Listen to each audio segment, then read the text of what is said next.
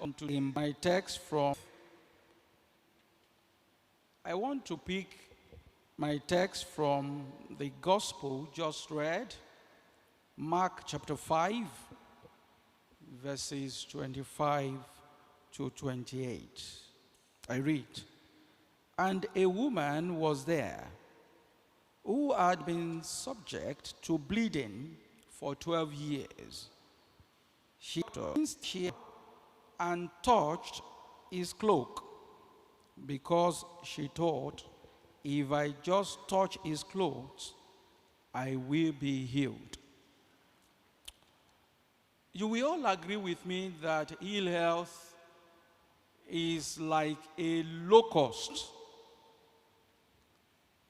a devastating locust, ravaging humankind, compromising bodily health. And that is the picture we have in this Mark chapter 5. They are bleeding profusely. She became an outcast. There was a kind of social isolation, because in the context where she operated, where she lived, if a woman is having this charge of blood, she can't come into the temple. She cannot even gather with others, because any contact with her will make one unclean. That is the context where the Bible tells us that she had spent everything, all her money, to get healing, but to no avail. Our mothers in the house, they will agree with me that to be having a continuous flow can make one weak, debilitated, anemic. Anemia will set in. And so this woman suffered. And that is what ill health does to humankind. God Almighty will deliver us. He will heal us. There are other examples in the scriptures that show the debilitating effect of ill health. In that Mark chapter 5, we have the account of Jairus, a synagogue leader. He came to Jesus. "My daughter is ill. Come quickly, come and heal her." I was just trying to fathom in the Old Testament, despite the fact that he was a warlord, he had leprosy. He was a leper. And because of that, he was an outcast, a social misfit. Any ill health that is not giving you room to exercise your freedom, God Almighty will take it away today. Where we are going today is to tell us that God will prepare to put paid to our suffering. Remember what he said to that woman, what Jesus Christ said to that woman. He said, "Your faith has healed you. Be free from your suffering." Our God in the scripture has presented himself as the mighty healer. There is none like him. He promised to the house of Israel, if you go to Jeremiah, eat truth and reveal to them the abundance of peace and truth. When you are healed, you will be at peace. You can see clearly. No one can deceive you.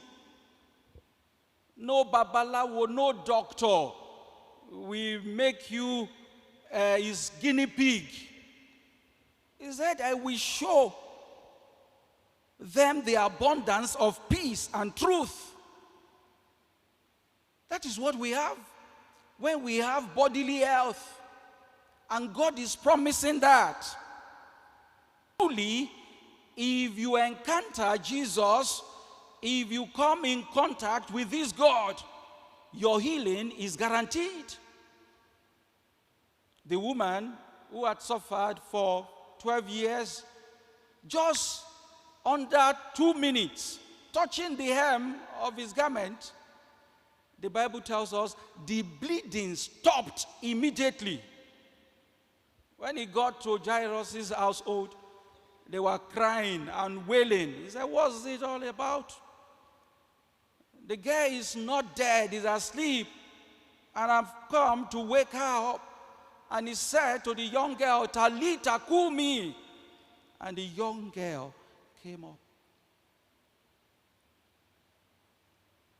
Naaman, yielding to the instruction of the prophet, dipped in Jordan.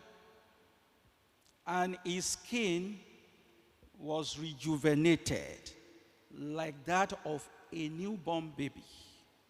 That is what our God can do.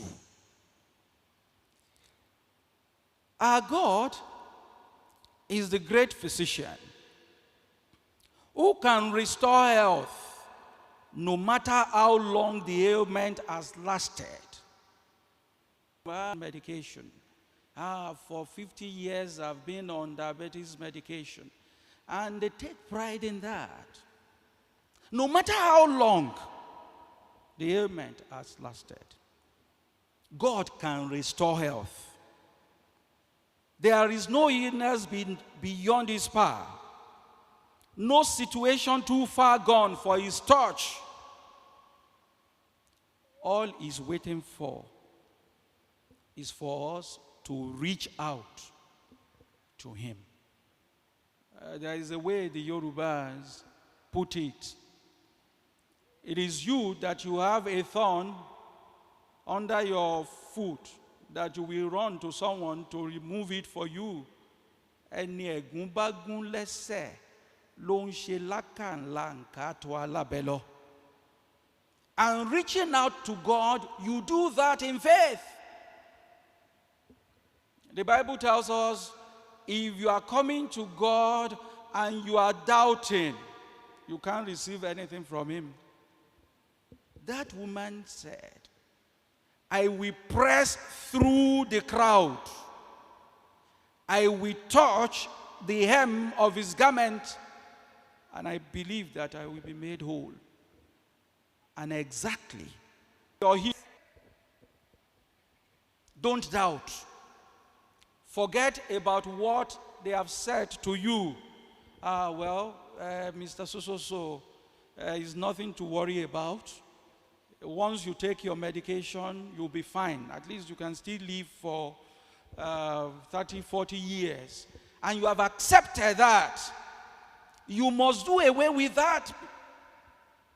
You must be detached from that report. Whose report are you going to believe? We shall believe the report of the Lord. He says, you are healed. He says, you are whole. He's saying, you are strong. I want to make it so direct. That's the way it's coming to me. I don't know the illness you are suffering from. There are many. I remember speaking with an elderly member of this church. He said, Provost, many of your members, they are spending money on drugs. Oh, many will take about 5 tablets daily in the morning. I'm saying to you today, as led by the Holy Spirit. Do not despair. Do not be fretful. Do not give up hope. But like the woman with the issue of blood, press through the crowd of your doubts and fear. Approach God with faith, knowing He's more than willing to heal and restore you. The epistle says, the prayer of a righteous person is powerful and effective. See, it's not your own righteousness that we are looking at now. You are going to approach God through Jesus, through whom we have been made righteous. Don't leverage your own righteousness. Leverage the righteousness given unto you by our Lord Jesus Christ and approach God in faith. I also want to add to it, God will do His own part. He will offer that healing. But He expects us to take care of the soul food. I said, take heed to the kind of life you are living, especially what you consume. You are what you eat. You are what? You are what you eat. When I came to the cathedral in 2005, if you go into the vestry, there's a refrigerator there loaded with soft drinks. And then we would just breeze out. We didn't have these air conditioners then. And when we are feeling hot, we just stroll into the vestry, gulp down Coca-Cola. And I was wondering, what's happening to me? Something is happening inside this body. I wanted refreshment, but it will now be as if everything that I've been doing, the work is all over me. Then I went online, surfing about Coca-Cola. And ever since 2005, I stopped taking Coca-Cola. Any soda. You are what you eat. Some will say, I can't do without beer. What is beer doing to you? Killing and destroying your system. Just to your system. Another thing that we are guilty of is lack of rest, especially Lagosians. You need rest to be rejuvenated bodily. God rested. If you read Genesis chapter 2, verses 2 and 3, after He had finished His work, on the seventh day, He rested from all His work. Create time to rest. Many are dying in our world of today, in our society, particularly in Nigeria, looking for what to eat, scampering all around, no rest, and you see them dropping dead. Not knowing who will carry the wealth. Create time to rest. I say again, our bodies are temples of the Holy Spirit. We must care for them. Make healthy choices. And when you do, you are positioning yourself. I say you will receive your healing. You have come to the Lord. You will encounter Him. He will place His healing touch on you. Your ailment, you will see no longer. In the name of God the Father, God the Son, God the Holy Spirit. Amen.